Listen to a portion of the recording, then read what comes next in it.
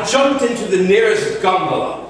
There's something very threatening about stepping into one of these conveyances of ancient transport.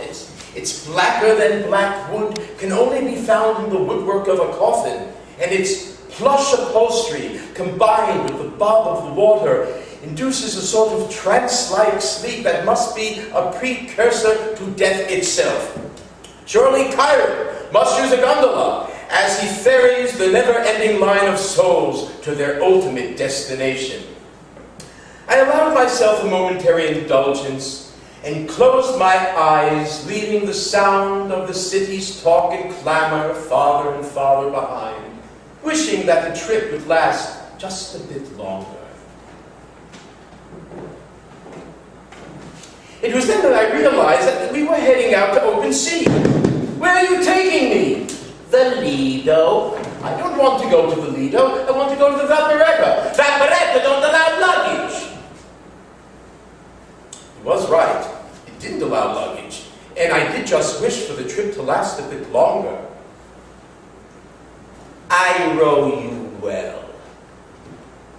I turned around to get a better look at who was commandeering me to a place I did not wish to go.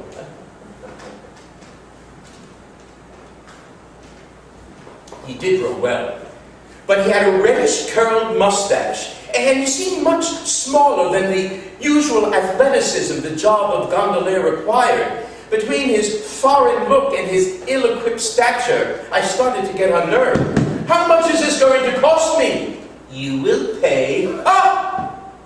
I'm not going to pay anything to be taken to where I do not wish to go. Thank you very much. But it was a lost cause, and I soon resigned myself to the fact that I was going to be rowed the entire way to the Lido.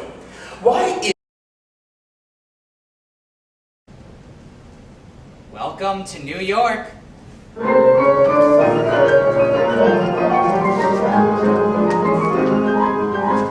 Life in vaudeville was a quick-paced, never-ending hustle.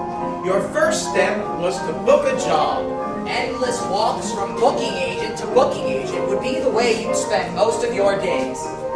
A major booker could secure you employment for months, getting you a contract with one of the major circuits, like Heath Orpheum, Pantages, or Lowe's. A small-time booker might only get you one night in a lodge hole. And you take it. If you were lucky enough to get a booking, be prepared to travel. Not since the Israelites crossed the desert has a tribe lived a more nomadic existence than the vaudeville actor. And be prepared to wait long, long hours in freezing railway waiting rooms in winter. And sweltering platforms in summer, because even though the next town you play in is only 2 hours away, the trains don't go there directly. You may have to take a train in the opposite direction and wait an additional 8 hours to make the connection to the town you're trying to get to, turning your 2-hour trip into an 18-hour jump. Once at the...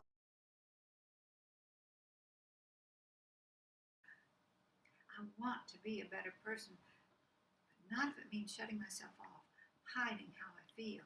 I understand. We've always understood each other, you and I. You know, Annika, you taught me something the day we came here. Me? Remember when we arrived? Your mother and Margaret were numb, couldn't speak, couldn't move. I was a wreck with worry, but you skipped around the room calling it an adventure. You showed me you could escape. Now when I read my Dickens, it takes me to another world. And in that world, I feel safe. You have something too. A diary. You're lucky. Lucky? You can write.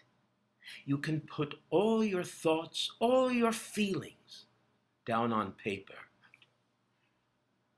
The house is shaking. It's all right, Anna. The more planes, the sooner the war will end.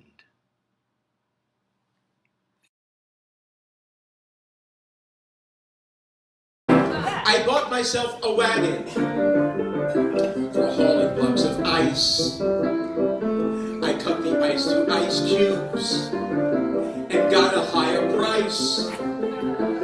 I shaved the ice to ices for still a higher fee. A rich tycoon said, very enterprising in your organizing, so you must come work for me. En route to work next morning, I helped a lady cross. The lady was, you guessed it, the mother of the boss. The boss said, you're promoted. I need you at my side. And then I met the boss's daughter, and I wed the boss's daughter. Then quite suddenly she died. I bought myself an acre, a silo and a steed. All Yonkers started buying my grain and hay and feed. And now I'm $500,000. But proudly I confess that in my pocket is the penny. Yes, that shiny little penny. Yes, that penny, that's the secret